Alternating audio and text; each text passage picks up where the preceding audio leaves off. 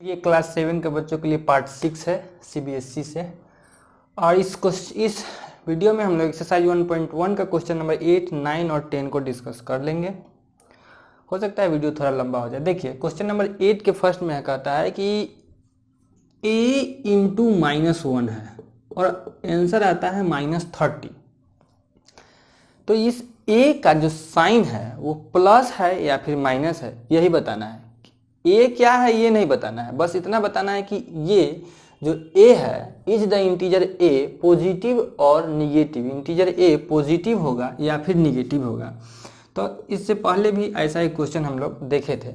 देखिए यहाँ पे साइन क्या है, माइनस है, और यहाँ पे क्या है, माइनस है। ठीक है, तो इस माइनस का, इस वाले माइनस का कौन से साइन के साथ में मल्टीप्लाई हुआ होगा कि यहाँ आंसर माइनस दिया होगा। आप थोड़ा सोच सकते हैं कि इस वाले माइनस का मल्टीप्लाई किस साइन के साथ में हुआ होगा कि यहाँ आंसर माइनस में आया होगा।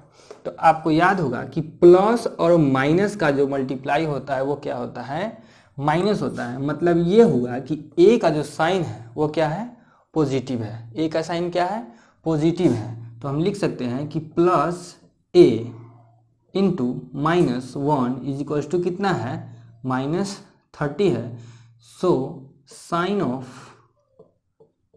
a is positive. क्या है, पॉजिटिव है। सेम एज इट इज इस क्वेश्चन नंबर 8 के बी को भी देखा जा सकता है कि इस माइनस का मल्टीप्लाई हुआ है किसी साइन के साथ में, जिसके कारण आंसर आया है पॉजिटिव में। किस में आया है आंसर, पॉजिटिव में। आप दिमाग लगा के बताइए कि इस माइनस का मल्टीप्लाई किसके साथ में होगा कि यहाँ प्लस आ जाएगा। तो माइनस का मल्टीप्लाई माइनस के साथ में होता है तो प्लस आ जाता है। मतलब ये हुआ कि -a का मल्टीप्लाई जब -1 से हुआ होगा तो कितना आया होगा, 30 आया होगा। मतलब ये हुआ कि a का साइन क्या है, निगेटिव है। So the sign of a is negative. देखिए क्वेश्चन नंबर 9 में आपको वेरीफाई करना है, मतलब कि इसको, इस साइड को सॉल्व करना है, इस साइड को सॉल्व करना है और बताना है आपको कि दोनों तरफ आंसर सेम आता है। तो देखिए ये इक्वल साइन के लेफ्ट वाला को हम लोग LHS लिखते हैं और इक्वल साइड के राइट वाला को हम लोग RHS लिखते हैं। LHS का मतलब होता है लेफ्ट हैंड साइड, हिंदी में इसको बायां पक्ष बोलते हैं, और RHS का मतलब होता है राइट हैंड साइड, जिसको दाहिना पक्ष बोला जाता है। तो सबसे पहले हम लोग LHS यानी कि लेफ्ट हैंड साइड वाला को सॉल्व करके देखते हैं कि इसका आंसर आता कितना है। 19 इंटू 7 प्लस -3, इसको सॉल्व करते हैं। पहले क्या करेंगे, ब्रैकेट वाला काम कर लेंगे। 19 इंटू 7 प्लस और माइनस का मल्टीप्लाई क्या हो जाता है, माइनस, और ये बच गया 3। तो 19 इंटू 7 में से 3 को माइनस कर लीजिए, कितना हो जाएगा 4। 19 4 जा 76। LHS का वैल्यू कितना आया, 76 आया। अब देखते हैं RHS का क्या हाल है।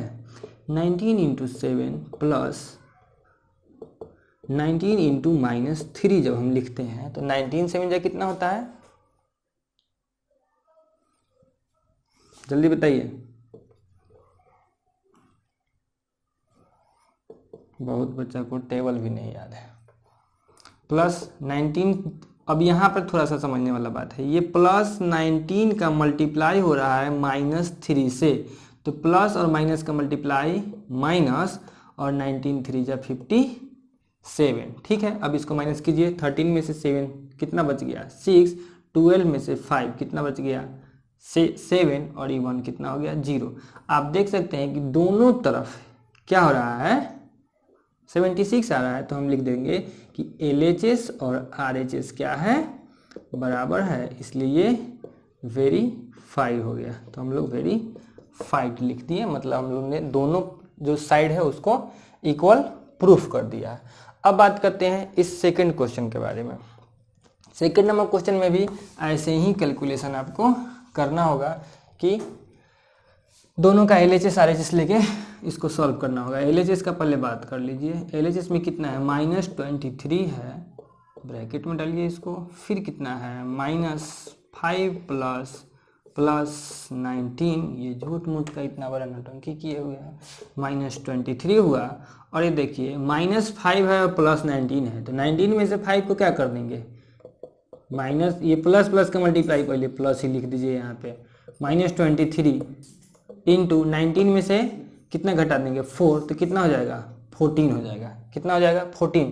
अब ये 23 और 14 का हमको करना होगा मल्टीप्लाई, 3 4 जा 12, 4 2 8 और 9, इधर 23, 2 2 इधर 3 322, लेकिन प्लस साइन क्या होगा माइनस में, साइन कितना होगा माइनस में होगा।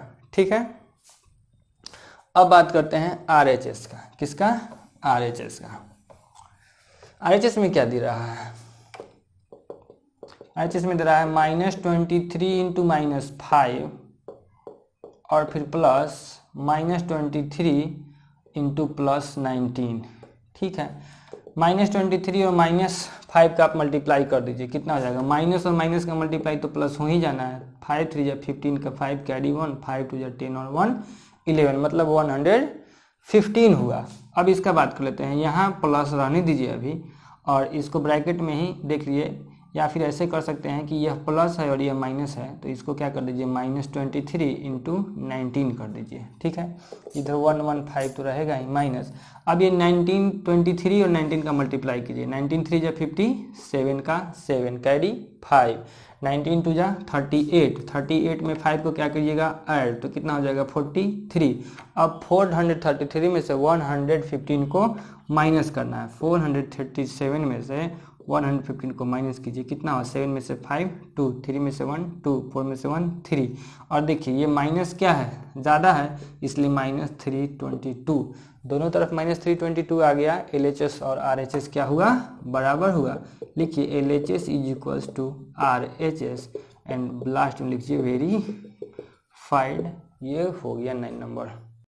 देखिए क्वेश्चन नंबर 10 के लिए आप अपना बुक अपने पास में रखिए, हम पढ़ते हैं और इसका सॉल्यूशन यहाँ पर लिखते जाते हैं। The product of a positive, एक पॉजिटिव नंबर है, एक ही है बस, एंड अ निगेटिव, एंड वह negative, one positive and one negative का प्रोडक्ट, इसमें निगेटिव कहता है, क्या कहता है निगेटिव कहता है। तो ये ट्रू है या फिर फॉल्स है, यही बताना है। तो आप बताइए कि प्लस और माइनस का जब मल्टीप्लाई करते हैं तो क्या आता है, माइनस ही तो आता है, और ये भी तो माइनस का ही बात कर रहा है, इसलिए आपका जो फर्स्ट नंबर है वह क्या है ट्रू है। क्या है ट्रू है।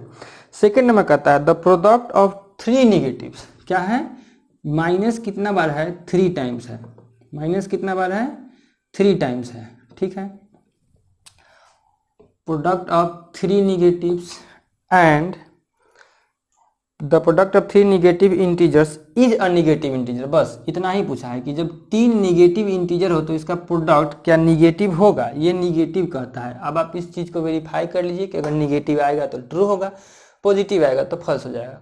पीछे के क्वेश्चन में सब बताए थे कि जब माइनस का नंबर ऑड हो तो हमेशा माइनस ही आंसर देता है, या फिर ये छोटा सा है तो इसको ऐसे भी देख सकते हैं, माइनस इंटू माइनस क्या हुआ प्लस, और प्लस इंटू माइनस क्या हुआ माइनस हुआ, तो माइनस तो आंसर ये भी दे रहा है, मतलब कि ये स्टेटमेंट भी आपका क्या हुआ ट्रू ही हुआ। अब थर्ड नंबर देखिए आप, थर्ड नंबर में कहता है कि ऑफ द 2 इंटीजर्स, 2 इंटीजर्स हैं, कितने इंटीजर्स हैं 2 इंटीजर्स है, इफ वन इज निगेटिव, एक क्या है निगेटिव है, of the 2 integers if one is negative then their product must be positive. अच्छा, कहता है कि 2 इंटीजर है, उसमें से एक इंटीजर निगेटिव दिया है, ठीक है, और इसका कुछ बात ही नहीं किया, और कहता है कि हमेशा का हमेशा जो प्रोडक्ट होगा वो पॉजिटिव होगा। ऐसा कैसे हो सकता है? अगर यहाँ पे हम प्लस ही डाल दें तो क्या यहाँ प्लस होगा? नहीं होगा। अगर यहाँ पे निगेटिव डालेंगे तब ना निगेटिव होगा, लेकिन अगर यहाँ पॉजिटिव डाल देंगे तो यहाँ पर क्या हो जाएगा निगेटिव हो जाएगा।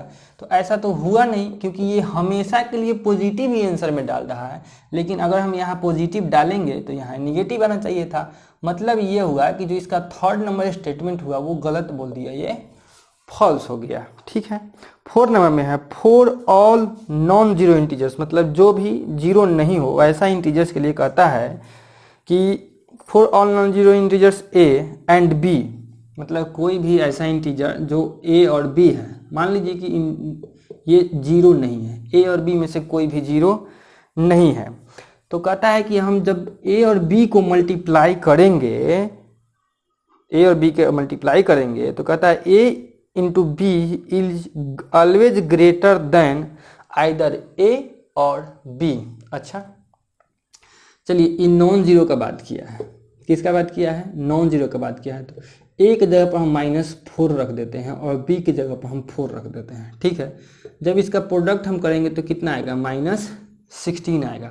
तो ये कहा है कि जो प्रोडक्ट होगा किसी एक से जरूर बड़ा होगा। तो 4 से तो छोटा हो गया प्रोडक्ट, लेकिन -4 से भी क्या हुआ, छोटा ही हुआ। -4 बड़ा है कि -16 बड़ा है, -4 बड़ा है। तो ये स्टेटमेंट तो अभी एक ही बार में फॉल्स हो गया। फिर से समझिए, कहता है कि ए और बी दो इंटीजर्स हैं जो जीरो नहीं है।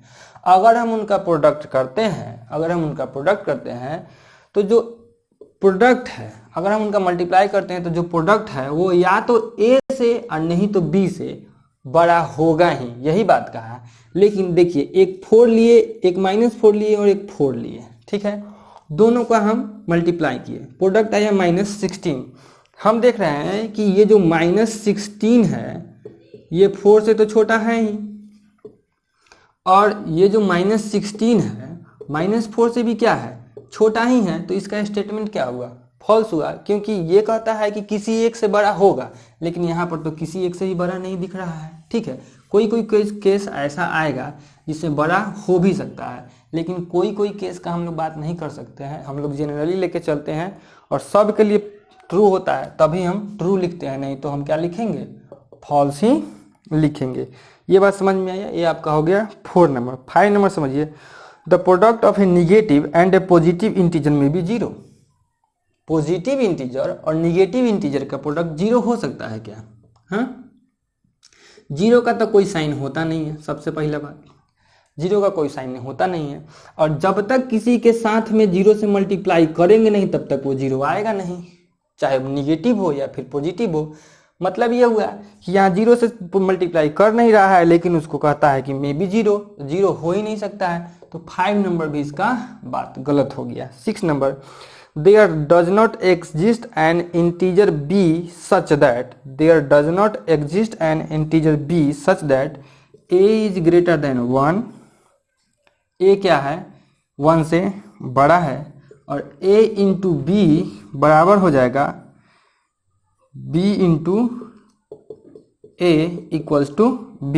इसको समझिएगा अच्छे से। there does not exist an integer such that कि a जो है 1 से हमेशा क्या होगा, बड़ा होगा। a जो है 1 से हमेशा क्या होगा, बड़ा होगा, और ये a इंटू बी जो होगा b इंटू ए के बराबर हो जाएगा, और फिर वो b से बराबर भी हो जाए। तो ऐसा क्या कोई इंटीजर है कि a 1 से बड़ा है, मान लो कि 2 मान लो, क्या है, 2 मान लो। अब आप क्या करो कि इस बी में कोई भी नंबर आप डालिएगा, जैसे कि 0 भी डाल सकते हैं। तो क्या कीजिए कि ये 0 हो गया कि नहीं हो गया, फिर b के जगह पर आप कितना रखिएगा, 0, और इंटू a का वैल्यू कितना रखिएगा, बोलिए, a का वैल्यू 2 रखिएगा, तो फिर कितना होगा, 0, और फिर b का वैल्यू कितना हो गया, 0, तो हम मान ही रहे हैं। तो आप भी ठीक से समझिए, ये क्वेश्चन कहता है कि कोई भी ऐसा नंबर एग्जिस्ट ही नहीं करता है, कोई भी ऐसा इंटीजर एग्जिस्ट ही नहीं करता है कि मान लीजिए कि a 1 से बड़ा कोई नंबर ले लिए, 1 से बड़ा कोई नंबर हम 3 मान लिए, और कोई एक ऐसा नंबर, कोई भी नंबर नहीं है जो इसको 3 इंटू वह नंबर, फिर वह नंबर इंटू 3 बराबर वही नंबर। मतलब कि अगर इस सब के जगह पर हम 0 रखते हैं तो देखिए सब 0 0 0 आ गया कि नहीं। लेकिन क्वेश्चन कहता है कि कोई भी ऐसा नंबर एग्जिस्ट नहीं करता है, उसका स्टेटमेंट गलत है। 0 ऐसा इंटीजर है जो एग्जिस्ट करता है और सबको एक दूसरे के बराबर कर देता है। नेक्स्ट वीडियो में जब हम आएंगे तो आपको आगे का थ्योरी बताएंगे।